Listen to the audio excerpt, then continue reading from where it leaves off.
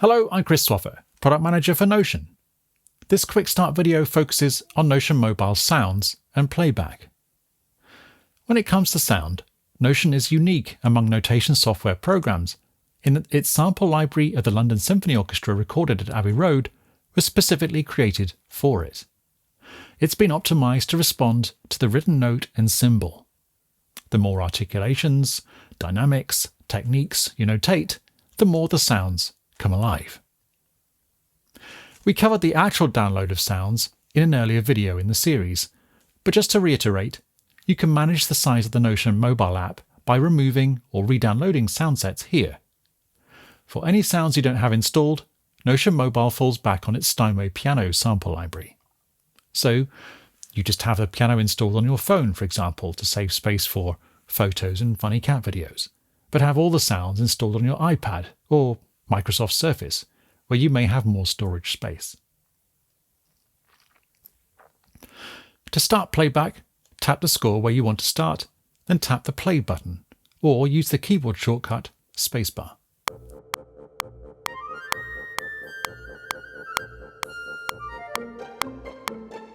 To stop, tap the button again, or use the spacebar again. To start playback again in the place you last started, tap the rewind button. To start playback at the very beginning of the score, tap the rewind button twice. The metronome will sound in both playback and recording. To turn off, go to the application menu, record options. The metronome will click depending on both the metronome mark and the time signature. Bear this in mind if you switch between, say, 3/4 and 6/8. To make the metronome sound with 2 dotted quarters, you should set the metronome mark accordingly.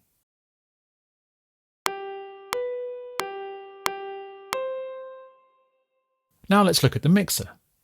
To open, tap the mixer icon in the top right of the screen, or use the keyboard shortcut Ctrl or Command and M. On the right of the mixer, you will see the main channel with overall volume and reverb control, as well as a global mute button.